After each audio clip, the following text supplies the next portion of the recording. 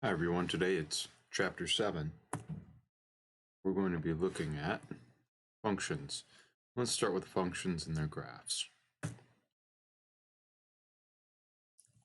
Today we're going to determine whether a correspondence is a function, give a function described by equation, find some outputs and inputs, do a little bit of graphing, determine whether something is a function or not using the vertical line test, and a little bit of word problems. So what is a function? It's a rule that takes an input and assigns it an output. And this mapping is determined to be a function if each input has only one output. All of the possible inputs are called the domain, and all the possible outputs are called the range. So functions map the domain to the range. So this set of ordered pairs is a function. 1 outputs 2, 2 outputs 3, 3 outputs 2, 4 outputs 3, and 5 outputs 2, because each input, that first number, appears only once. Now this set of ordered pairs, input outputs, is not a function. 1, 2, 2, 3, 3, 4, 4, 5, 1, 6, 2, 7, because the inputs 1 and 2 appear twice. We can't have that happening. That means it's not a function. A function is a correspondence between a first set, called the domain, and a second set, called the range, such that each member of the domain corresponds to exactly one member of the range. Exactly one. Examples from the book, let's see here. The domain would be right triangles, the correspondence is area, the range is a set of numbers. That's a function. Different right triangles. A right triangle can't have more than one area. Famous singers and the song that they sung, that is not a function. And you know why? Because someone can be famous for singing more than one song. The integers and pairs of numbers that add to that integer, that's not a function, because numbers have more than one pair that adds up to them. For instance, 2 plus 8 is 10, as is 5 plus 5. However, if I take a number and I square it, that is unique and that is a function. So the first and last are functions, the second and third are not. We could talk about all of James Brown's hits or the best Aretha Franklin song. To describe a correspondent that's not a function, we use the term relation or mapping. So a relation or a mapping is a correspondence between a first set, called the domain, and a second set, called the range, such that each member of the domain corresponds to at least one member of the range. That is to say, if it's in the domain, you get some output out of the relation. Generally, we define a function with an equation. It doesn't have to be that way, but we tend to in algebra. And the equation is a way of algebraically describing the directions to find the output given the input. So if my function is f of x equals x plus 3, we take the input and add 3 to it. If my function is g of x is equal to 4x minus 5, I take the input, multiply it by 4, and then subtract 5.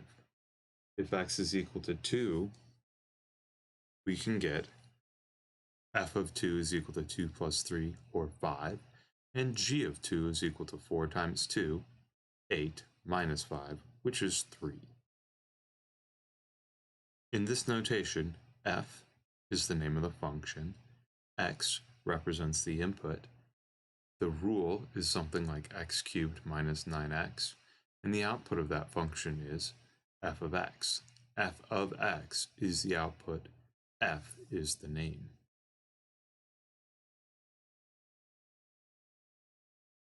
So for the function h of x is equal to x squared minus 10, we can go ahead and we can find all these different values. And let's grab a little annotation pen and do that now. Okay. Let's start with h of 3. H of 3 is equal to 3 squared minus 10 is equal to 9 minus 10 is equal to -1. What about h of -1?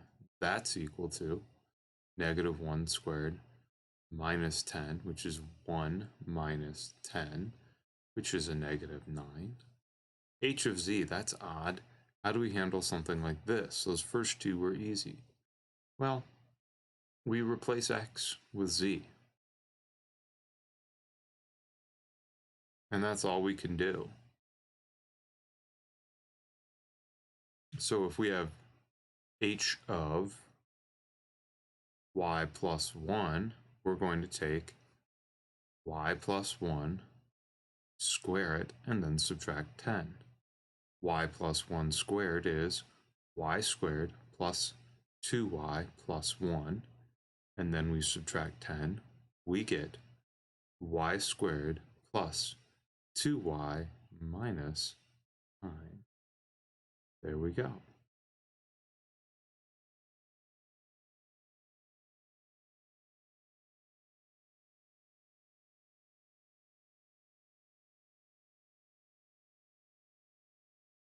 For the function h of x is equal to, here we go, all those solutions. Here's another function, a of s given by a of s is equal to 0.325s plus 48. This is going to estimate the average age of employees of a company in the years 1981 to 2009. So let A of S be the average age of an employee and S be the number of years since 1981. So S equals 0 for 1981 and S equals 9 would be 1990. Let's find the average age of the employees in 2003 and 2009. 2003 minus 1981 is 22 years later, so that's going to be S. We're going to find A of 22, which is 0.325 times 22 plus 48. Let's see here, a little bit of scratch work, I guess. 0.325 times 22. Double it is, what, 650? So we're going to add that to itself. Ish. 0, 5, 1, 7. 3 decimal places, 7.150. And we'll add that on to 48. 0, 5, 1, decimal 5, 5.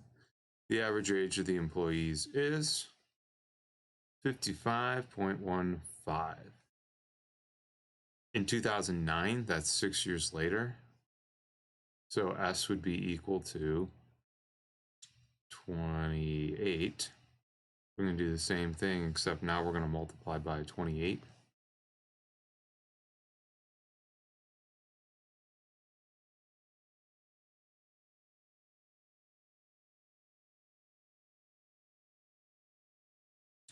We'll get 40, 20, 26, skip a space and add a 650 on there, right?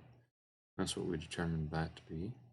So 0, 0, 1, carry it, 9 with 3 decimal places, and then add 48 to that. We'll get 57.1.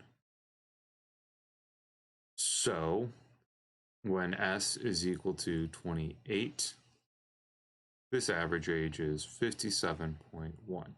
We took an input and we got an output from it. Great. To graph a function, you find points. Lots and lots of points. Lots of them. So let's graph x squared minus 9. What we're going to need to do is take each one of these, like 0. 0 squared minus 9 is a -9. So that's the point 0, -9 all the way down here. 1 corresponds to negative 8. 1 squared minus 9 is negative 8. That's over here somewhere. 2 is negative 5. 3 is 0. And 4 is 7. Oh my goodness, what happened? It's okay. 4, that's negative 9. 1, negative 8. And then 2, negative 5. 3, 0, 4, 7, somewhere like that. And then it's just mirrored on the other side. Negative 3, negative 2, negative 1. And we can just go ahead and connect these dots.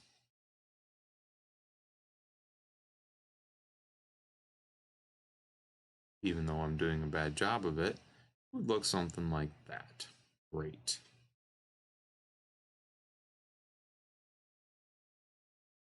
So there's where all those points should be. And the computer goes and connects them all nice and smooth like for us. So I was accurate, even if I wasn't too precise. We could go ahead and we could graph g of x is equal to x squared plus negative x squared plus 8. And to do that, we'd go ahead and we'd say take g of negative 2, which would be a negative 2 squared plus 8, which is negative 4 plus 8, which is 4. 4, 7, 8, 7, 4. And this is the point negative 2, 4. So negative 2 for x. 4 is the height of this, is my y. Negative 1, 7, negative 1. And then 7 is the height. 0 has 8, 1 has 7, and 2 has 4. So this 5 points is enough to get the shape of this parabola. So long as we're certain that it's a parabola, which, because this is squared, it's going to be a parabola. Okay, great.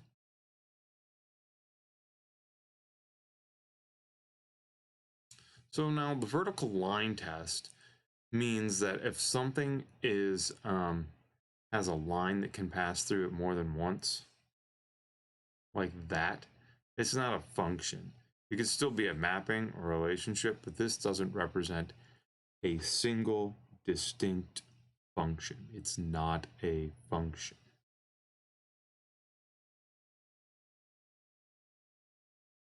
Number 7.1.27. The function p of d is equal to 1 plus d divided by 33, and that gives the pressure in atmospheres at a depth of d feet in the sea. So at 0 feet, we're at 1 atmosphere of pressure, sea level. At 33 feet, we'd be at 2 atmospheres. 33 divided by 33 is 1. 1 plus 1 gives us 2, and so on. Let's find the pressure at 60 feet. Well, 60 here is going to be D.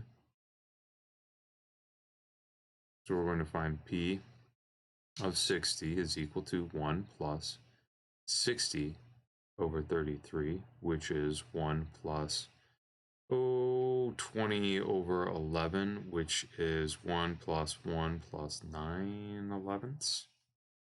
So that's 2 and 9 elevenths atmospheres. And we could find that as a decimal, but great.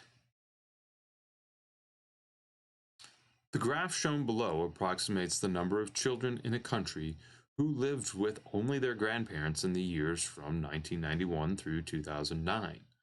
The number of children is a function f of the year x. Approximate the number of children living with only grandparents in 2004. To do that, we're going to find f of 2004. Okay, here's 2004. Doop, doop, doop, doop, doop, doop, doop, doop, doop. Guess I can't tap. Doop, doop, doop, doop. Doop, doop, doop, doop, doop, doop, doop, doop. doop. F of 2004 is approximately 2.0 million. There we go. Next is the next section, and I will see you then.